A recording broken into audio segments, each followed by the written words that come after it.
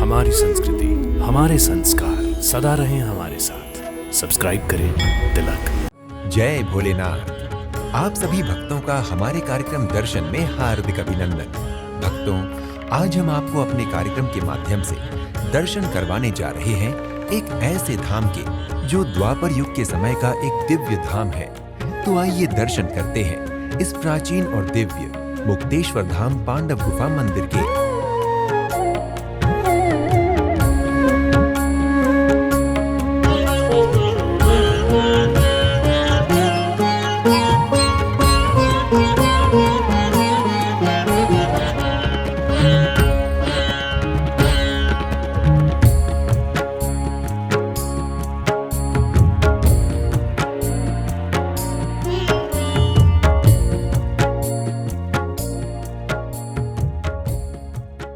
मुक्तेश्वर धाम एवं पांडव गुफा मंदिर पंजाब के पठानकोट शहर से लगभग 25 किलोमीटर की दूरी पर रावी नदी के तट पर स्थित है।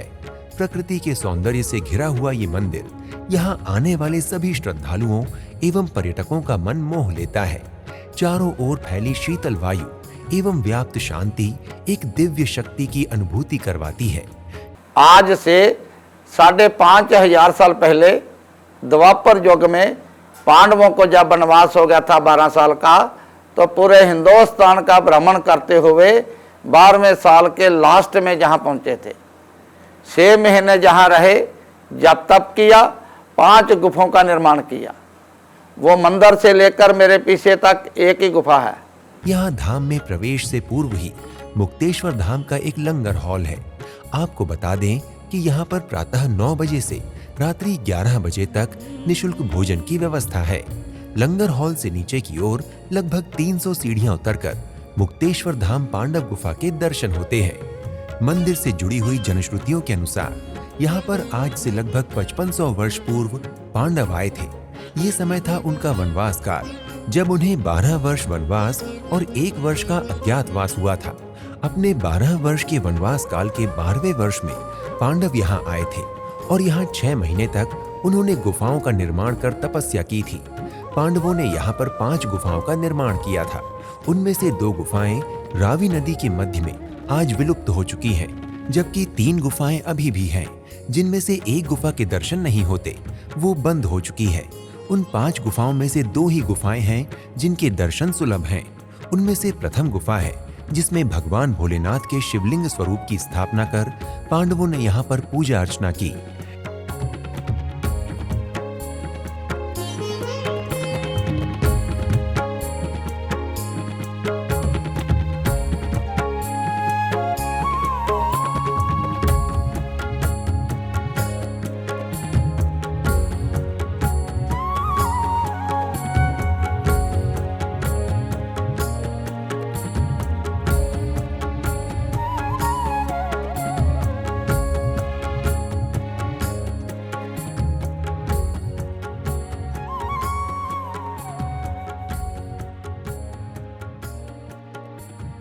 शिव जी की प्रसन्नता के लिए पांडवों ने यहाँ 6 महीने तक घोर तप किया था।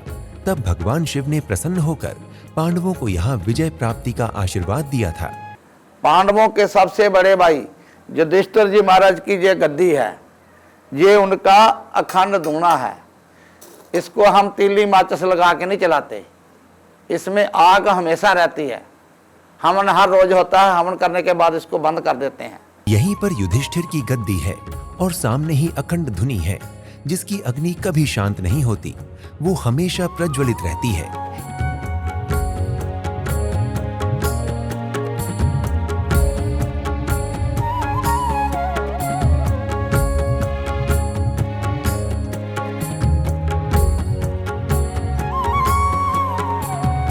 यहीं पीछे की ओर एक रसोई है जिसे द्रौपदी की रसोई के नाम से जाना जाता है।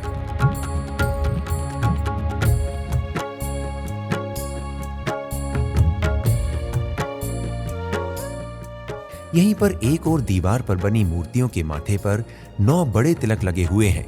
ये 9 देवियों के प्रतीक हैं तथा एक और एक बड़ा तिलक बाबा भैरव का प्रतीक है। मंदिर में 9 देवियों की भी पांडवों ने पूजा की थी।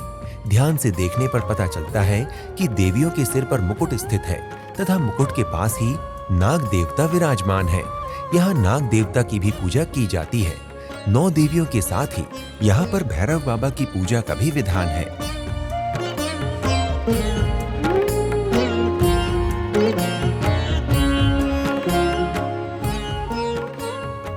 यहाँ पर पार्वती जी, हनुमान जी, गणेश जी, ब्रह्मा जी एवं विष्णु जी की प्रतिमाएं भी स्थापित हैं।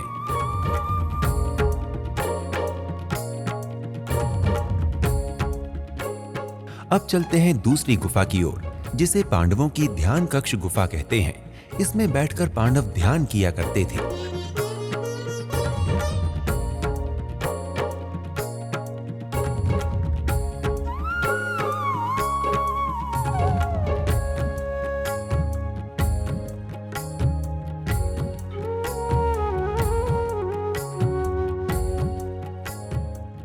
गुफा की छत को देखने से पता चलता है कि इसमें श्री यंत्र बना हुआ है।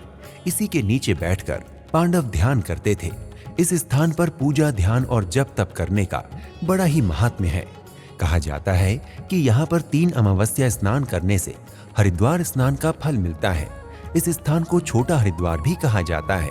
जो लोग हरिद्वार में अपने प्रियजनों की अस्थियां विसर्जित नहीं कर सकते, वो यहाँ पर अस्थियां विसर्जित करते हैं तो उन्हें भी हरिद्वार का फल ही प्राप्त होता है। यहाँ पर शिवरात्रि का मेला लगता है तथा चैत्र मास में भी 4 दिन और अप्रैल महीने की बैसाखी में भी 2 दिन यहाँ पर भव्य मेले का आयोजन होता है। श्रावण में भी जून, जुलाई, अगस्त के महीने में तथा प्रत्येक सोमवती अमावस्या को यहाँ मेला लगता है, जिसमें भक्तों की भारी भीड़ होती है और भगवान शिव का पूजन और अभिषेक श्रद्धा के साथ किया जाता है। जिस प्रकार पांडवों को अपने अभिष्ट की सिद्धि यहाँ से हुई थी, उसी प्रकार यहाँ पर आने वाले भक्तों की कामना भी भगवान शिव अवश्य पूर्ण करते हैं। मुक्तेश्वर धाम मुक्ति अर्थात मोक्ष प्राप्ति का धाम माना जाता है, अर्थात इसकी महत्ता भी हरिद्वार के समान ही है। जिस प्रकार हरिद्वार में अपने प्रियजनों की अस्थियों को विसर्जित कर मुक्ति की कामना की जाती है, यहाँ पर भी अस्थियां विसर्जन कर तथा पिंडदान कर अपने प्रियजनों के लिए मुक्ति की प्रार्थना की जाती है। स्कंद पुराण के कुमार खंड में भी मुक्तेश्वर धाम और मुक्तेश्वर महादेव के महात्म्य के बारे में कहा गया है। पांडवों के द्वारा स्थापित इस शिवलिंग को ही मुक्तेश्वर महादेव कहा जाता है। रावी नदी के तट पर स्थित ये धाम अति प्राचीन, दिव्य और ऐतिहासिक धाम है, जिसके दर्शन मात्र से पापों का शमन हो जाता है। यदि आप मुक्तेश्वर धाम पांडव गुफा मंदिर के दर्शन के लिए जाते हैं तो पठानकोट में ही आप श्री शनिदेव मंदिर, माता आशापूर्णी मंदिर, माता श्री बगलामुखी मंदिर, शिव मंदिर, काली माता मंदिर, सुकराला माता मंदिर, श्री रेणुका मंदिर, नाग देवता मंदिर आदि के दर्शन भी कर सकते हैं। अगर आप पठानकोट में मुक्तेश्वर धाम पांडव गुफा मंदिर के दर्शन करने जा रहे हैं तो आप यहाँ तक देश के विभिन्न शहरों से हवाई, रेल एवं सड़क मार्गों के माध्यम से आसानी से पहुंच सकते हैं। यदि आप मुक्तेश्वर धाम पांडव गुफा मंदिर पठानकोट की यात्रा हवाई मार्ग से करना चाहते हैं तो इसके लिए आपको निकटतम धर्मशाला हवाई अड्डे की यात्रा करनी होगी। यहाँ के लिए दिल्ली, मुंबई आदि प्रमुख शहरों से फ्लाइट आसानी से मिल जाती है। हवाई अड्डे से आसानी से आपको मंदिर की यात्रा के लिए टैक्सी मिल जाएगी।